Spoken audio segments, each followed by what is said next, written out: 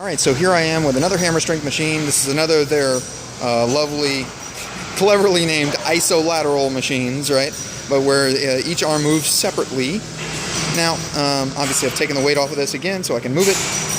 But if we want to look at this thing, again, looking at moment arms, and I keep doing these because it's important to look at a lot of different examples so eventually you can understand what the trends are and how these, you can see how these moment arms change, how the challenge might change throughout a rep or throughout the range. So at the bottom, this is the resting position here. You notice there's a certain distance. There's the axis up there. There's where the weight plate goes. So the majority of the mass of the system, most of the weight will be concentrated over here. There is some weight to this arm because there's no counterweight on it, right? So all of the weight is on this side of the axis. So there is something pulling down. It takes some effort just to lift this, but the weight of the rest of the arm kind of becomes negligible if you have a lot of weight loaded onto the machine right here. So I want you to visualize this before I move it. You can see how it's down at an angle, right? This arm is running at an angle. If I were to lift this end up, if I were on the machine pressing, this is going to come up and make a little arc. That means that this point where most of the weight is concentrated, as we can see over there on the other side, right? We got some weight over there.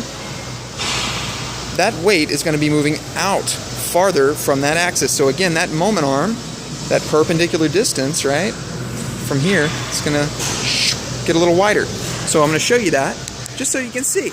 Kind of like that shoulder press machine I did a video of earlier, this guy has a reasonably pronounced change, right? So as I come out, boom, see it's out of the frame here. Come back in, there it is. Having a little trouble framing the whole thing if there's the axis there. But as I come out, there's the axis. That's not going anywhere.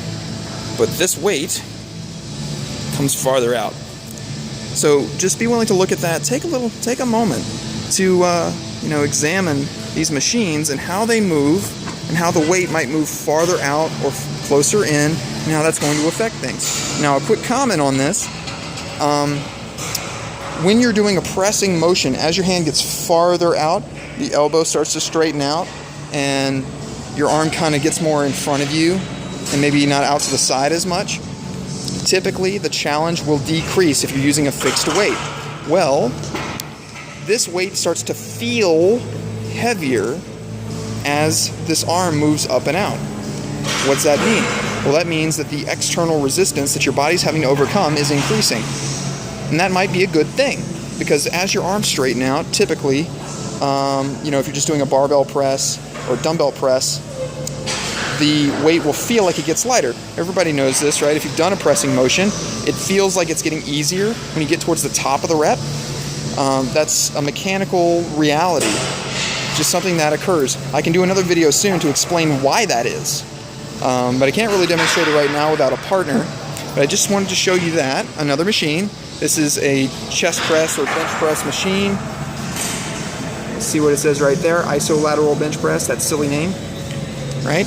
And so there you have it, just another machine that has a relatively decent moment arm change as we come out. It looks to me like it grows by maybe a quarter, right? And so that could profoundly affect the weight. But then you're also, you might need an increase in challenge as you get more towards a fully extended elbow, right? So, and with the arms out in front, to keep challenging, the muscles in your triceps and, your chest and shoulder and everything that's responsible for doing a pressing motion, right? So, again, apologies for having to be kind of close up here. I would much prefer to be farther out here, and I'm planning on getting a partner soon, somebody to help me with that. But hopefully that further illustrated the concept that I'm going to keep hammering home, is that these moment arms change, the challenge will change. And you look at enough of these, you're going to start to see it. If you don't see it immediately, just keep practicing with it. Keep looking at these machines and trying to find what is, if gravity's pulling straight down, and as is the case, and well, it's always the case from our perspective, but if the main resistance force is kind of angled down, well, what's that perpendicular distance between that and the axis, right? So we've got this distance right here. As this arm moves out, that distance will increase. So try to start visualizing that And hopefully I'll be able to put together some cleaner videos on this that can illustrate this more clearly, but just wanted to share another one.